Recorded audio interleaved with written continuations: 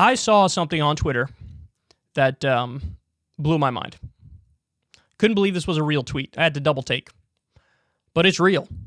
The Texas Republican Party entered the Dumb Tweet Hall of Fame with this. If you can wait in line for a COVID test, you can wait in line to vote. And you see a long line there of people waiting for a COVID test. And they are unironically saying, hey, long lines for a COVID test are possible? Well, then wait to vote as well. If you can wait in line for hours for testing, you can vote in person. This is the Republican Party coming out in favor of long lines.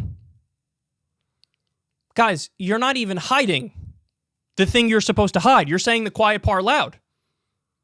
That's what you just did. This is a platform of let's actively make everything worse. By the way, you can COVID test and then mail it. You can do that. So why shouldn't you be able to do mail-in voting? You should. You should. All the claims of voter fraud and the election's off, it all was total bullshit. It was false. We have 60 court cases to prove it. They did the Arizona audit where they thought, oh my God, there's widespread fraud and Trump actually won. Turns out, not only did Biden win, he won by a bigger margin than people had previously thought after they did the audit. But anybody who claims that the Republican Party does not want to do voter suppression, they're admitting it. They're saying, we want you to wait on a long line. Go wait on a long line. Well, that disincentivizes people from voting because some people have to go to work and some people have to do this or that. So you're admitting that you don't want everybody to vote. Gee, I wonder who they don't want to vote. It gets back to the voter ID debate. It gets back to all that stuff because that provides a disincentive for usually poor and disenfranchised people and people of color to go vote.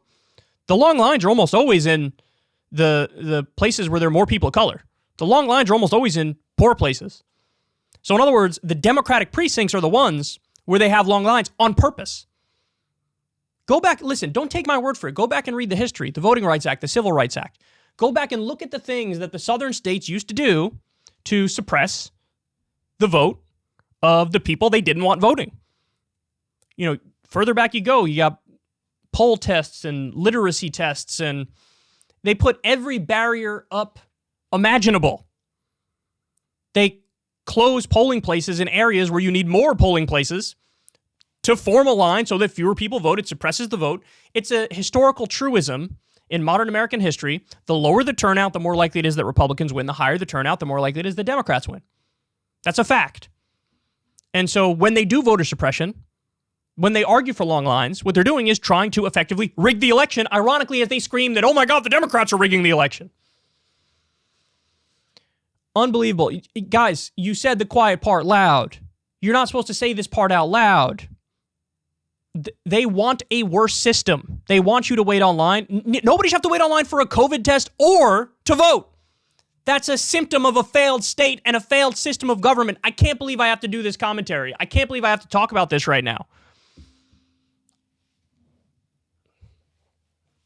How do you even respond to this? This is one of those things that's so egregious that you look at it and you're like, I don't even know what to say.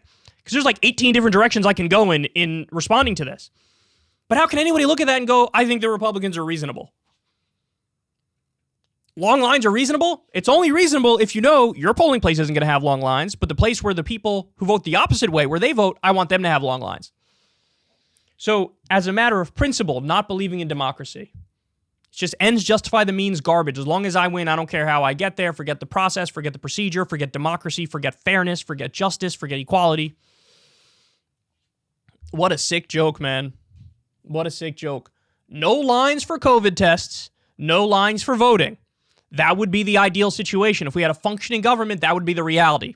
But now we know the Republican Party would look at that and say, not a fan. Let's bring back those lines.